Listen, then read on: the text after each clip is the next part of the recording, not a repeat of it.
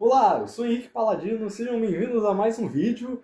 E nesse final de semana nós tivemos o final aí de uma sequência de quase um mês das três principais categorias da NASCAR correndo todas no mesmo fim de semana na mesma pista por várias semanas em sequência. As três categorias correram em Nashville em um fim de semana que, assim como em Charlotte, foi muito afetado pela chuva, tanto que as três provas tiveram a classificação cancelada, mas mesmo assim nós tivemos três provas bem interessantes.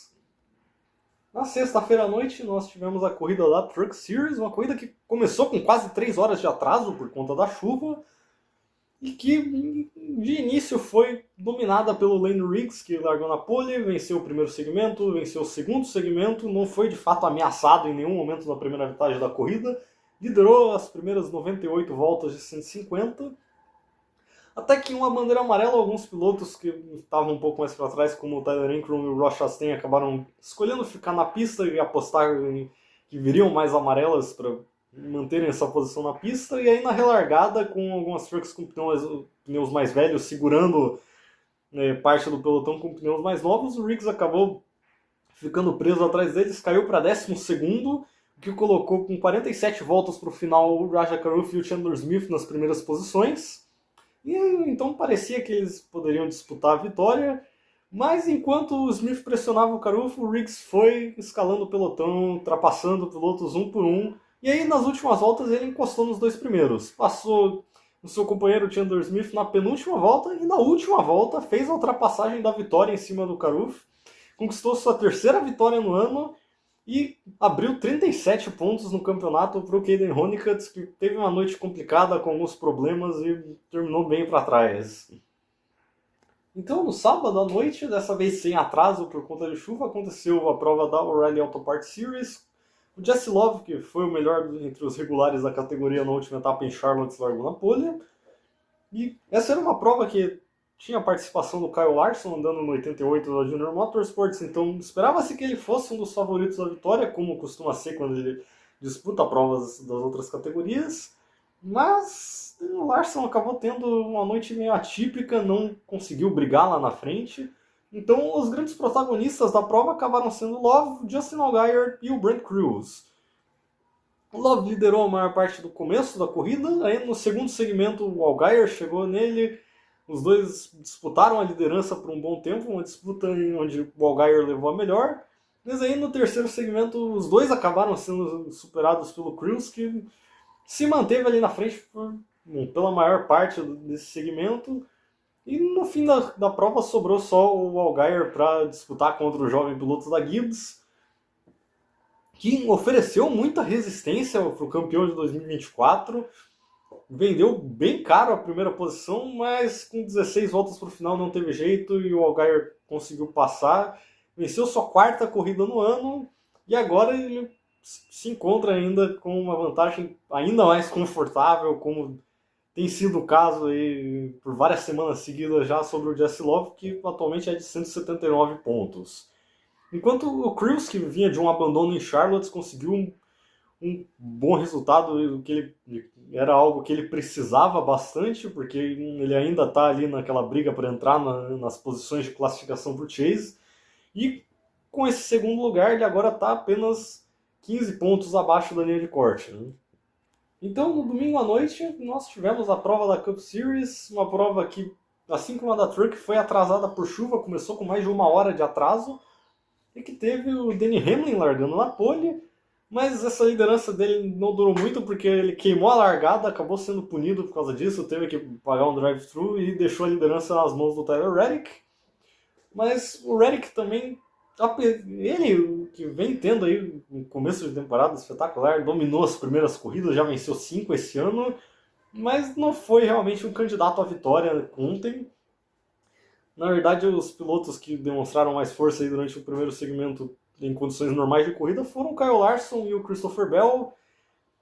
Depois disso, o Shane Van Gisbergen novamente, assim como o Charlotte, fazendo a estratégia de trocar 2 pneus em uma bandeira amarela, onde muita gente trocou 4, entrou nessa briga e conseguiu se manter novamente entre os líderes. Então, curioso como ele, nessas últimas semanas, tem sido o melhor carro da Trackhouse, até nos ovais.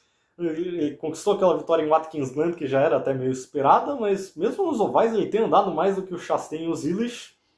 E para preocupação aí do resto do pelotão da Cup, ele vem pegando o jeito da coisa e vem fazendo excelentes corridas aí nessas últimas semanas. Quem venceu esse primeiro segmento foi o AJ Allmendinger, que também ficou na pista, na verdade, não parou em uma amarela perto do final do segmento. Mas ele acabou sendo só mais uma vítima nas falhas de freios que foram bem comuns nessa corrida. A gente viu Chastain, Zilich, Allmendinger e mais tarde até o Chris Buescher batendo por conta de problemas com freios. Afinal, Nashville, em comparação com as outras pistas intermediárias como Charlotte, Kansas e Texas, é uma pista que exige bem mais dos freios, é uma pista um pouco mais curta do que essas três também. E isso ficou bem evidente nessa corrida de ontem. Até alguns pilotos que não tiveram falhas nos freios chegaram bem perto. A gente viu os freios do Carson Hocevar, por exemplo, praticamente pegando fogo em alguns momentos, mas ele não chegou a ter esses problemas que acabaram com a corrida de alguns pilotos. No terceiro segmento a gente viu alguns acidentes que também tiraram alguns pilotos, alguns favoritos e alguns outros pilotos que brigavam ali na frente da prova, como o Brad Keselowski, o William Byron, o Bubba Wallace e o Alex Bowman. O Bowman, inclusive, acabou sendo coletado num acidente entre o Wallace e o Byron, que tirou ele da prova e complicou ainda mais a situação dele no campeonato, diminuindo as chances que já são pequenas dele de entrar no Chase, muito por causa daquelas provas perdidas no começo do ano. Mas a corrida acabou parecendo por um tempo que ia ser decidida pela estratégia, porque alguns pilotos tentaram pular o último pit stop e ir economizando combustível e pneus para irem até o final. A gente viu o Christopher Bell e o Ty Gibbs aí parando, alguns outros pilotos aí da frente, como Hamlin, Larson e Briscoe, pararam cedo até. E aí a gente viu até o Riley Herbst, que a gente agora sabe que não volta para o 23XI Racing ano que vem, o carro que atualmente é dele vai ser o Corey Heim em 2027, tentando ir até o final, tentando descolar um bom resultado, mas ele também não teve combustível para ir até o final, até que faltando ali umas 20 voltas só sobrou o Zane Smith nessa estratégia de uma parada a menos. O Bell foi chegando nele, chegou, passou, mas aí logo depois que o Bell passa o Zane Smith, o Buescher tem o problema de freio dele, bate no muro, isso causa uma amarela que leva uma relargada com 4 voltas para o final. E aí, nessa relargada, a gente viu uma disputa entre 3 carros da Gibbs, Bell, Hamlin e Briscoe, pela vitória. Os 3 chegaram a ficar lado a lado, inclusive indo para a última volta, mas aí, justamente na abertura dessa volta final, o Hamlin conseguiu se livrar de vez dos 2 companheiros de equipe e venceu sua segunda corrida valendo pontos no campeonato no ano. O Bell foi o segundo, o Briscoe foi o terceiro. O Rick Stenhouse Jr. também fez uma boa corrida, apareceu muito bem no final, chegou em quarto. O Van Gisbergen terminou na quinta posição, seu melhor resultado em oval na Cup Series até agora. Enquanto a gente ainda teve até uma batida no final envolvendo o Reddick e o Chase Elliott, que terminaram ainda em sexto e sétimo. No campeonato, o Reddick ainda é líder, como ele tem sido o ano todo, mas a vantagem dele deu uma diminuída considerável aí nessas últimas semanas, tanto que o Hamlin, que é o vice-líder, agora está 97 pontos atrás dele. E uma outra mudança interessante, que pode realmente ser bem importante para o campeonato, é que o Van Gisbergen volta a figurar entre os 16 pilotos que se classificariam para o Chase. No momento ele aparece aí em 12º, tá numa zona em que a gente tem vários pilotos bem próximos, então ele, Ryan Preece, Bubba Wallace, Joey Logano, Chase Briscoe, o Briscoe que inclusive também entrou recentemente na zona de classificação depois de um começo de temporada meio difícil.